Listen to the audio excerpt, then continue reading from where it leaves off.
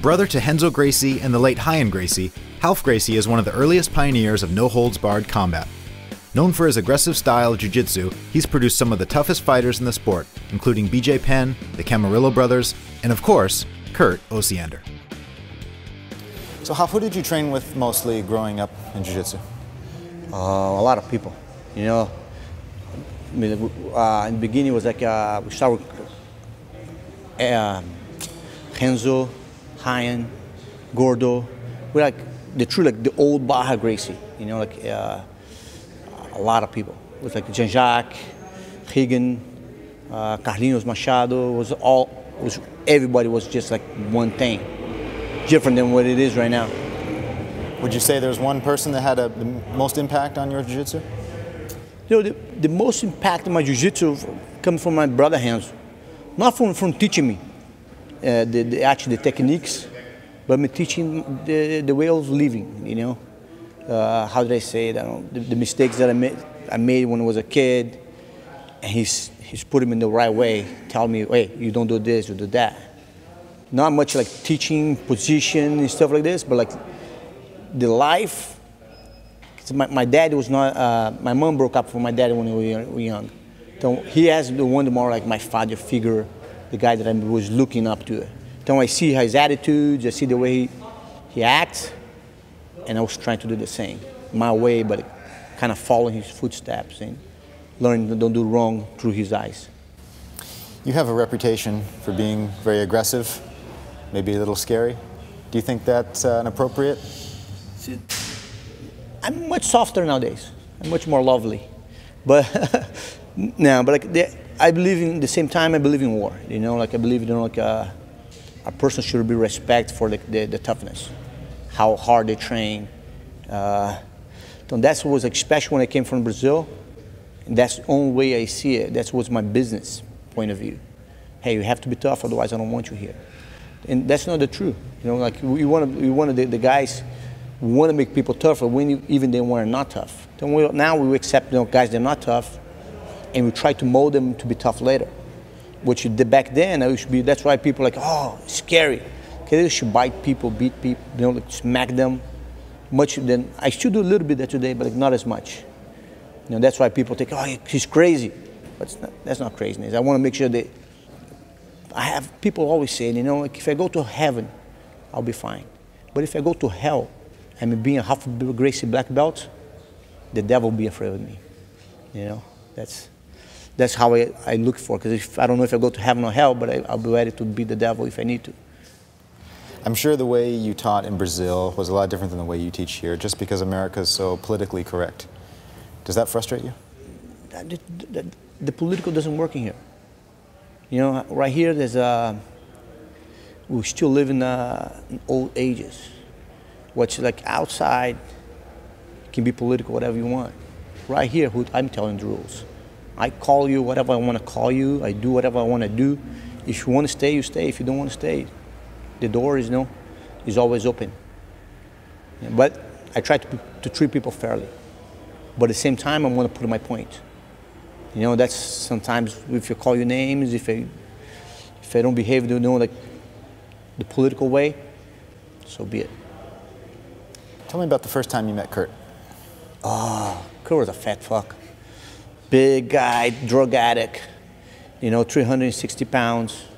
First time we came, we were playing paintball. I don't know if he told you that or not. No? Yeah, we were like paintball. I was like about 17 years old. I went to Hawaii with a friend of mine, and I knew I have a cousin here, with Caesar. I went to spend like a week in his house. Then we went to play paintball, and we came to this, like I never played paintball before. It was like this little gun that we like push in and play. And they took us to an abandoned school in the middle of the night. So we like shooting each other, you know, and somebody calls the cops. And the cops came, he turned off all his lights, no siren, nothing, walk in. He got like 8 or 7 shots on his chest. Then he's like, police, police. And they're like, oh shit, police. We came out, he's all like pinky yellow. You know, it's like, oh, what you guys doing over here? Say, we play paintball. The neighbors called the police. We are here. And I knew he wants to take us in, but he was too embarrassed. Because it's all painted. Say, oh, you guys are lucky because I play paintball too. You guys, I'm going to let you guys go. And, you know, that's how I met Kurt, you know, in that day. And what do you think about Kurt's progression through Jiu-Jitsu? You know, Kurt's like, what's good about Kurt's, like, he's very determined in terms of, like, if you have to run with him, you have to be ready to run for a long time. Because even when he's that tired, he keeps stepping forward. You know, and that's what's good about him. He's like constantly doing whatever he's doing. Like, he's not much the perfectionist guy in terms of jiu-jitsu and stuff like this. Even his abilities are not that great, but he compensates with consistency. See, I don't know the position today, but if you do like 3,000 times, you'll get it eventually. That's how I think Kurt does. He does, okay, if I don't learn today, I'm going to do it 3,000 times until I get it. Where do you think he would be if he hadn't met you? I think he would be dead. That's the truth. Yeah, I think so. Maybe not, but it might have a big chance. What's your opinion on the Jiu-Jitsu world as it is now? Are you happy with how Jiu-Jitsu has grown? It's growing. You know, it's growing. I'm happy for what's becoming so big, but at the same time, you know, I'm sad for the little things. People, especially when people come to America, you know, they forget their roots, they forget their friends, their loyalty. You know, I think that the old ways was the better way. You know, people like stick with you forever. Like, I have friends from when I was a little kid to my friend right now. If I call them today, even if I don't see like for 10 years, look like we never were apart. So, and right here, like for little things, people break them free for like each other. I don't get that. A lot of your students that I talk to, they've been training here for a long time. Even though they're only blue belts, some of them are training 6 years, 8 years. Why is the progression in belts so slow at this academy? It's not that so low, it's so slow. Okay, that's the true way. If you look like how I got my belt, I stick for like in the white belt for like a blue belt forever. I got my blue belt when I was 15. I think I went to get back to my purple when I was like maybe like 17. And this I was training every day training twice a day. And people nowadays, they want to buy a belt, and I don't sell belts. You know, you like I said, like, you know, you go to my gym, you go anywhere. You can go anywhere. You're going to do good. But I don't want you to be like a brown belt, a purple belt. You go into a gym like a blue belt, whoop you. You know, it doesn't look good on me. How long do you think it should take someone to get a black belt? Depends. Depends how are the skills. Depends how. And sometimes if they got well skilled, have good skills, I hold them longer because they can do better. If I expect more from you, sometimes I hold a little longer than the guy that I see like an older guy, which is not going to compete. He's not going to do nothing. Then might as well say, let's hold this guy over here, which is like really good, because he can win the Pan Ams, he can win the world, he can do all this to be on his curriculum, instead of being, what did he done? Oh, he's a black belt. I never saw him before. I never seen him compete nowhere. And some other guys, I don't have that problem giving the belts, but I can tell the difference. That guy is a competitor guy. That guy is a guy who can be fighting later. He can do, things cannot be that easy for him. We'll go hard training, but the belt is, I will give my belt to him. You just hold the gi. Just on their mind, they see the different color. So it's kind of what I use to my guys. Oh, I hold forever. It's not forever. Will come. But you have to show me that you know, especially if you're a good guy, if I expect more from you, I'll wait longer. But if you're killing everyone, if you're beating everyone the way you're supposed to do, your belts come like that. What do you want the world to know about Ralph Gracie? See, there's not much to know. You know, that's you want to know that I like training. I train with my guys. You know, I like my guys like they own my own kids. They make sure I train them hard. You know, there's not much to know. You know, I'm a good father. Got my kids, got my wife, got, you know, got normal way. But just don't step on my toes. You know, if you don't mess with me, I don't mess with you. That's how it works. When people talk about Half, the adjective that comes up is crazy a lot of times. Why do you think that is? The look that he gets in his eyes sometimes is like very penetrating. Like if you ever seen his fight look, you're like, holy shit. And you can tell when he's very serious, right? I don't know if crazy would be he is crazy, but he's super aggressive. So that's why our style is like that, right? We emulate him. That's why I train like I train, because I got brought up by him training like that. It's like go, go, go, go, go. There's no reason to stall, do this, do that. Also, because of the way he fights competitions and everything, we had to kind of adjust our competition, because some guys, they'll make one advantage and then hang on to that. A thing that he said is like, if you're going to tap the opponent out, the consequences of that is you will make plenty of points. So we started working on either like, you're gonna get points taking the guy down, pass his guard, we're 5 points up, tap the guy out. You know what I'm saying? That's jump to guard, close guard, attack, finish him, or he goes on bottom because of his fear of the closed guard. But that's the style that I like. That's why I really like that the no time limit submission only venue is back. The only thing they have to add in now is all the old rules that used to exist. Like I remember in the old days, Alf's like, oh, you're gonna be really good at this. So what did he teach me? All the coolest neck cranks ever. And then all of a sudden they're like, no neck cranks. I was like, God damn. You know, and then they take out bicep slicer, calf slicer, but I have that now. I'm black belt, brown belt has that. Yeah, I really like that, the no time limit, you know, no points till someone taps. That's how basically we train in here. We were doing a lot of that before Sean went to the Kumite, and we would just rotate in on him. And that's we call it Iron Man, or we call it the meat grinder, right? Because you're just in there, and you have to survive, get a good position, and all of a sudden you're like, yes, I swept, I'm on top, and all of a sudden, wow, guy jumps in on you, hooks in, hand in your collar.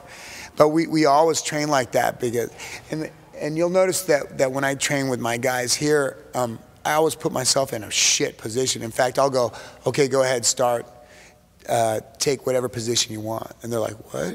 All right, let me have my hand in your collar with my hooks. And I'm all right, go ahead. I got that from our instructor down in Chino Hills, Gabriel.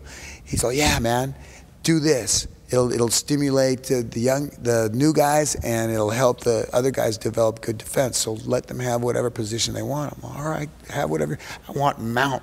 Well, go ahead, you know. So now, when you're tired, it can be really bad. But this also teaches you something else, also to stay calm in your head, even though the situation's fucked up. And what's worse is if you get frustrated, it just gets worse. So it's best just to be, all right, I'm cool, guy's not getting me.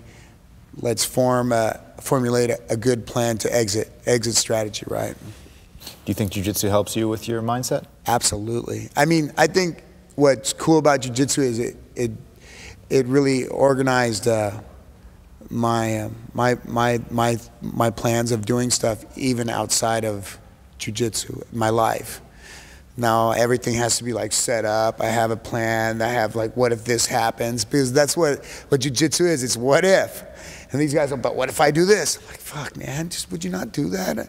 But life is like that, right? All of a sudden everything is like, what if this happens? Okay, so I think that it helps a lot of people even if they don't get really great at jiu-jitsu, I think it helps everybody a lot outside in their personal life.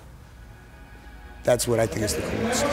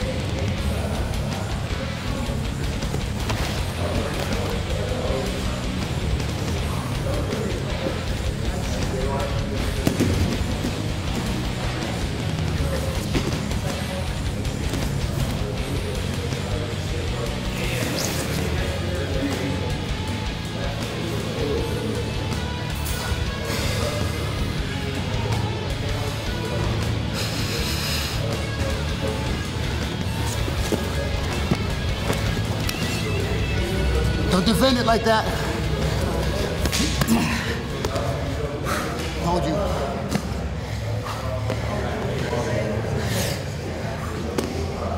This is shit.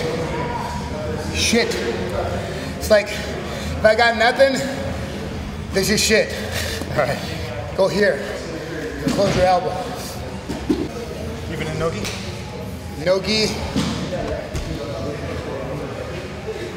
No-gi is so slippery, bro. That grip is so inferior because look, the guy's attacking your arm and you have it here. This is not secure. You know what I'm saying? I'd rather come like this so that I close my hand in there and go behind my head. And then I'm gonna push his leg and rotate and put my elbow to the floor.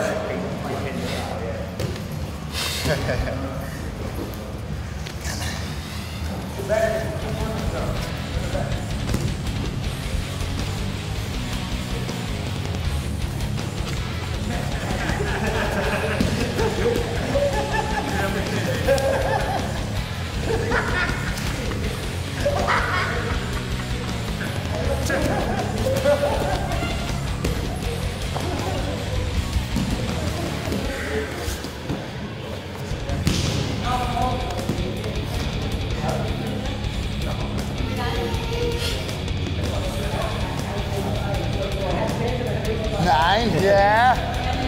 That's it. You're way superior. See, look, now I try to rip the grip. Look, make your body as one. See, I lift your whole body. Right. Instead of that fucking inferior grip.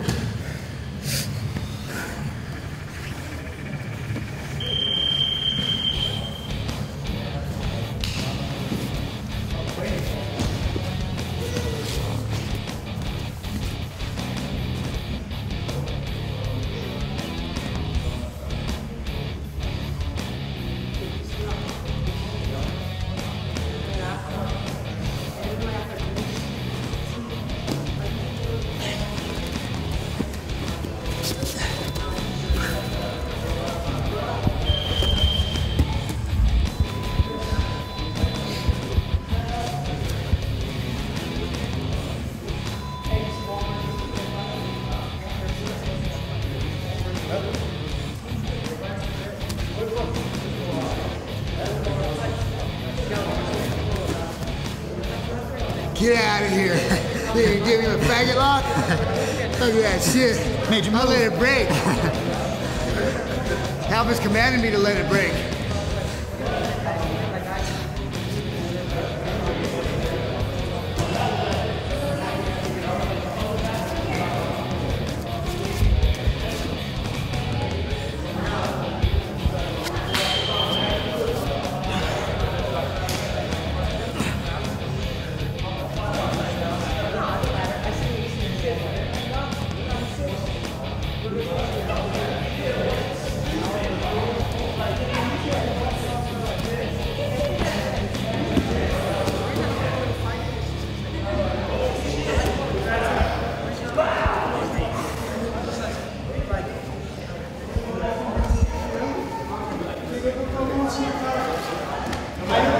There's one thing I just don't understand.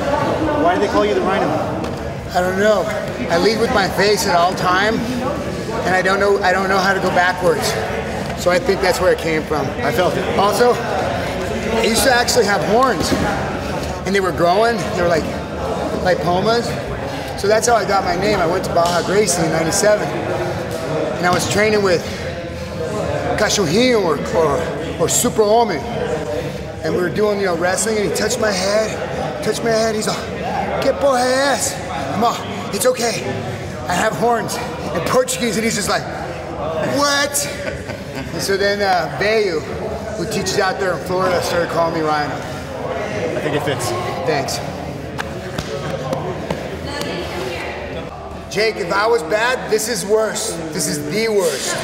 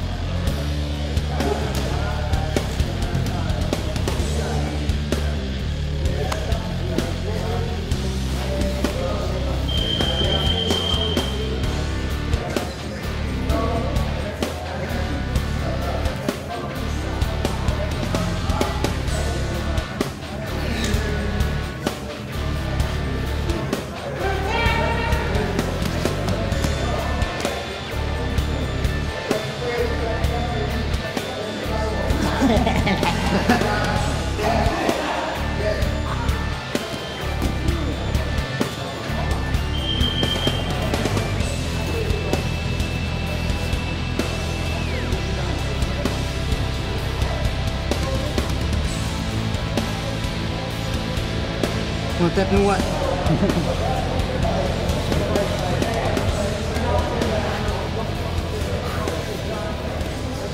I see where Kurt gets it. Nothing but forward moving. Forward, forward, forward. Thanks for the training. Thank you very much. Honor.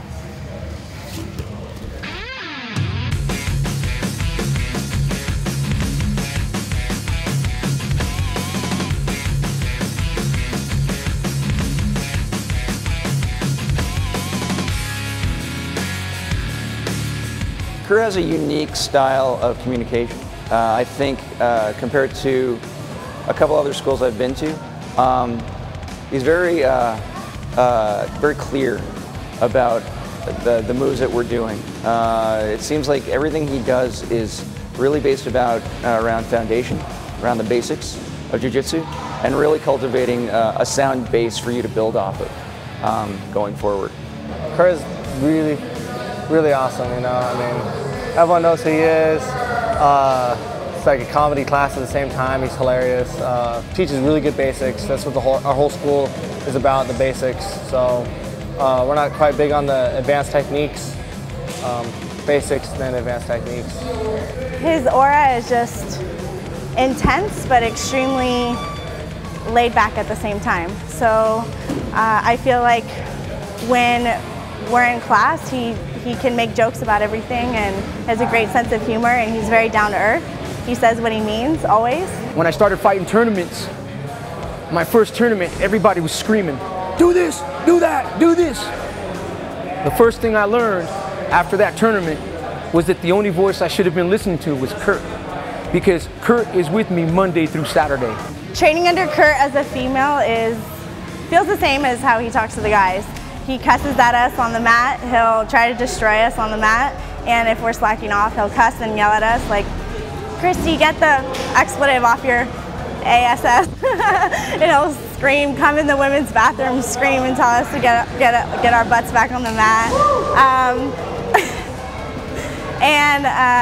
mean, when I train with him, he'll try to kill me just the same as all the other guys. So I like that about him. He doesn't give us preferential treatment at all or try to be gentle with us. So, yeah.